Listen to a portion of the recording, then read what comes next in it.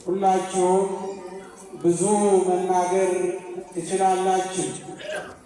ቅዱስ ያሬድ በቃሉ በድምፁ ብቻ ሳይሆን በሕይወቱ ያስተማረ ቅዱስ ያሬድ የኢትዮጵያ ኦርቶዶክስ ተዋሕዶ ቤተ ክርስቲያንን መዓዛ የቀየረ ታላቅ ሊቅ ነው። ቅዱስ ያሬድ የእግዚአብሔር ወዳጅ፣ ቅዱስ ያሬድ የእመቤታችን አገልጋይ፣ ቅዱስ ያሬድ ባይኖር ባይፈጠር ኖሮ የምንቀድሰው ቅዳሴ በዚህ መልኩ አይሆንም ነበር። ቅዱስ ያሬድ ባይወለድ ኖሮ ድጓው፣ ምዕራፉ፣ ጾመ ድጓው፣ ዝማሬው፣ መዋሥዕቱ አይኖርም ነበር። ቅዱስ ያሬድ ባይኖር ኖሮ ሰዎች ሲሞቱ አስከሬናቸው የሚሸኝበት የዜማ ስልት መዋሥዕቱ ሌላ ነበር የሚሆነው። ምዕመናን ልጆች ወልዳችሁ ክርስትና ስታስነሱ ቅዱስ ያሬድ ባይኖር ኖሮ ዜማው እንዲህ አይሆንም ነበር። ቅዱስ ያሬድን የሰጠን የፈጠረ አምላካችን እግዚአብሔር ስሙ የተመሰገነ ይሁን።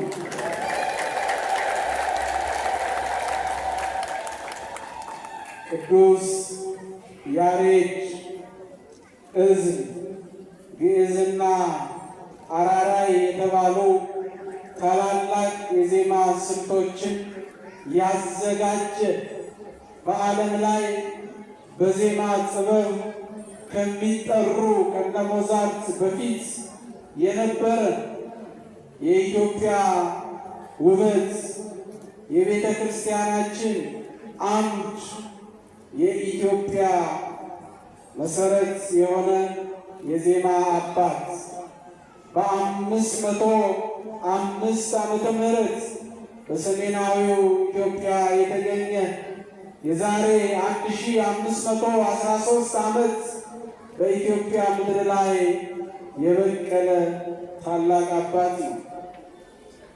ታላቁ ዜማ፣ መደበኛውን ዜማ፣ ያጫብሩን ዜማ፣ ቆሜው፣ ሌላው የደብረ አባዩ ያጫብሩን ዜማ ባለቤት የሁሉ ፈጣሪ የሁሉ አስገኚ የዜማው መሰረት ቅዱስ ያሬድ ነው። አልቦ ቅኔሁ ወአልቦ እምድሬሁ ማኅሌታይ ሰብ ዘከማሁ ያሉ ሲዘምሩ ነበር። እንደሱ አይነት ማኅሌታዊ የሆነ ሰው ከቅዱስ ያሬድ በፊት ከቅዱስ ያሬድ በኋላ የለም ነው ያሉት። እግዚአብሔርን ያገኘ እግዚአብሔርን ያነጋገረ የምስጢር ሰው ነው። የያሬድ አምላክ እግዚአብሔር ክብርና ምስጋና ለስሙ ይሁን።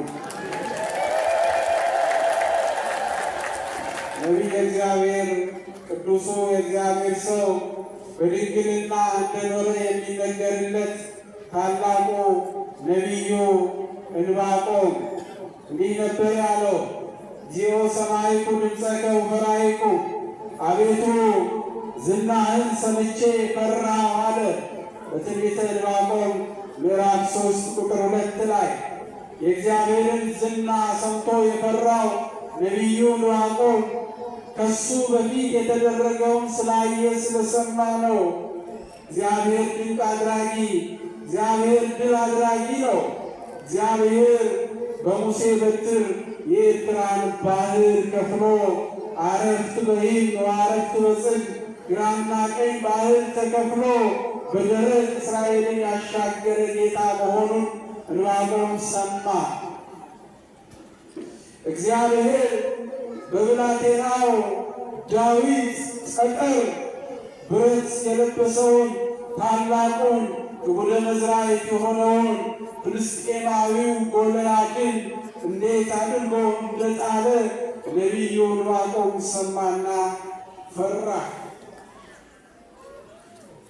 ሰናክሬም በእስራኤላውያን ላይ በተነሳ ጊዜ እግዚአብሔርን በተገዳደረ ጊዜ በሕዝቅያስ ላይ አድሮ እግዚአብሔር የሰናክሬምን ሰራዊት እንደበተነ ዕንባቆም ሰማና ዝናውን ሰምቶ ፈራ። ታቦተ እስራኤል ታቦተ ጽዮን በዳጎን ቤት በገባች ጊዜ ዳጎኑን ገልብጣ እንደሰባበረች በታቦቱ ጣዖቱ እንደተሰበረ እንደደቀቀ ባየ ጊዜ በሰማ ጊዜ ፈራሁ አለ። እግዚአብሔር ያደረገው እነ ኢያሱ ወደ ምድረ ርስት ሲገቡ በዲጅኖ በመዶሻ ሳይሆን በዝማሬ በእልልታ በምስጋና የኢያሪኮን ግንብ በድምፃቸው ብቻ እንደደረመሱት ነቢዩ ሰማና ፈራ። ከዛም ጋር ተያይዞ በገባዖን ሰማይ ላይ እግዚአብሔር ፀሐይን እንዳቆመ ነቢዩ ሰማ፣ ፈራ። እግዚአብሔር ድል አድራጊ ነው አለ። እግዚአብሔር አሸናፊ ነው አለ። እግዚአብሔር ከሕግ በላይ ነው አለ። እግዚአብሔር የሚሳነው ነገር የለም አለ። እግዚአብሔር ሁሉን እንደሚችል ጎባጣውን እንደሚያቀና ተራራውን ሜዳ እንደሚያደርግ ዝናምን እንደሚያዘን ፍጥረታትን እንደፈጠረ የዚህ ዓለም ገዢ እንደሆነ ዕንባቆም ሰማና ደነገጠ። ደነገጠና ወአንከርኩ አለ፣ አደነቅኩኝ አለ። እግዚአብሔር የሚደነቅ ጌታ ነው። የእግዚአብሔር ልጆች ምእመናን፣ እኛ እዚህ ሆነን እግዚአብሔርን እንዴት ነው የምናስበው? ወደ ኋላ እንድንዋቀው በቅዱስ ያሬድ ላይ አድሮ እግዚአብሔር አጥንትን የሚያረሰርሰውን የመላእክቱን ዝማሬ አይችልም፣ አይገባውም፣ አያውቅም በተባለው በያሬድ ላይ አድሮ እግዚአብሔር የሰራውን ስራ ወደ ኋላ ይዘን አንፈራ ይሆን?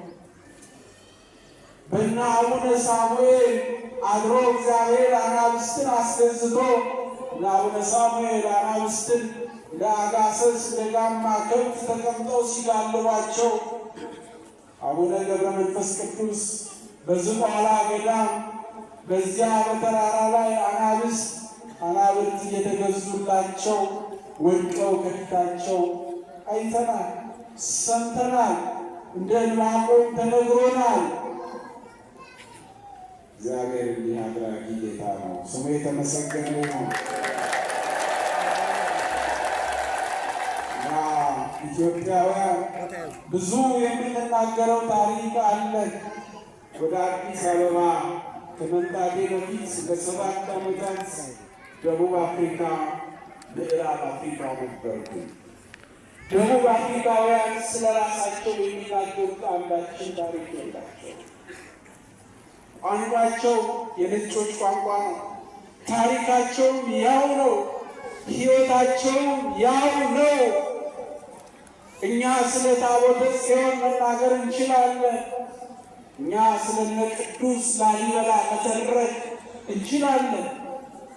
እኛ ኢትዮጵያውያን አለባበሳችን፣ እኛ ኢትዮጵያውያን ሃይማኖታችን የራሳችን መለያችን፣ ዜማችን፣ ፊደላችን፣ ቋንቋችን፣ ማንነታችን ከማንም የተዋስነው ሳይሆን አባቶቻችን ከእግዚአብሔር ተቀብለው የሰጡ። ይሄ ለማንም እኛ ኢትዮጵያውያንና እኛ ኤርትራውያን ከእግዚአብሔር የተሰጠን የራሳችን የዜማ ስልት መመሪያ ያለን ብዙዎች ነው። እግዚአብሔርን አመስግኑ።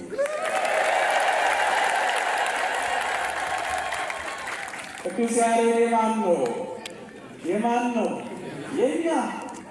የኛ እግራቸው ሲቆረጥ የጸጋ ክንድ የተሰጣቸው እና አቡነ ተክለ ሃይማኖት የግብፅ ቤተ ክርስቲያን ታላቁ ቅዱስ በኢትዮጵያ ምድር ላይ የፈለቀቀ ፀሐይ ብላ ቤተ ክርስቲያን በስሙ ያነጸችለት ቅዱሱ አባት አቡነ ተክለ ሃይማኖት ነበጸሎተ ሚካኤል ለአቡነ ኢየሱስ ሞዐ ሌሎችን በግል በትሩፋት ያጌጡ ታላላቅ አባቶች ታላላቅ እናቶች እነ ቅድስት ክርስቶስ ሰምራ ሌሎች ቅዱሳን እናቶች አባቶች እግዚአብሔር ሰጥቶናል። ቅዱስ ያሬድን ሰጥቶናል። ሁሉና ነገር ግን አልተጠቀምንበትም። ሙሉ ትጥቅ እያለው እንደሚማረክ ወታደር ነው። ሁሉ የኛ ሆኖ መትረየሱን ጠመንጃውን ጥይቱን ታጥቆ ዝናሩን ወገቡ ላይ አድርጎ እጁን ወደ ላይ ከፍ አድርጎ እንደሚማረክ ፈሪ ወታደር ለብዙ ነገር ተማርከናል። ለባዕድ ነገር ተማርከናል። ሃይማኖት ለመተው ማዕተብ ለመበጠስ የሌሎቹን የምዕራቡን ሸክም ለመሸከም ጫንቃችንን አዘጋጅተናል። አባቶቻችን ምን ይሉን? ቅዱስ ያሬድ ምን ይላል? የያሬድ አምላክ እግዚአብሔር ስሙ የተመሰገነ ይሁን።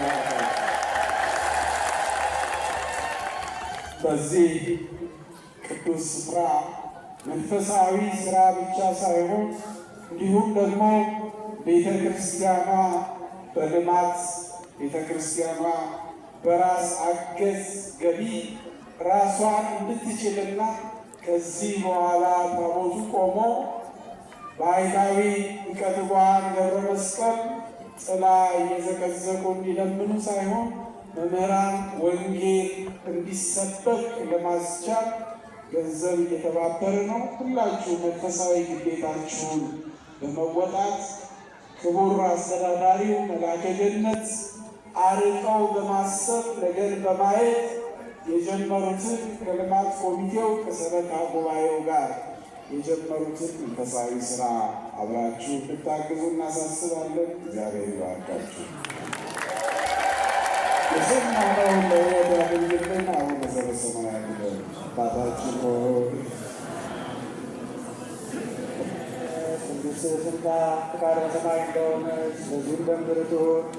የዕለት እንጀራችንን ዛሬ በደላችንን ይቅር በለን እኛም የበደሉንን እንደምንል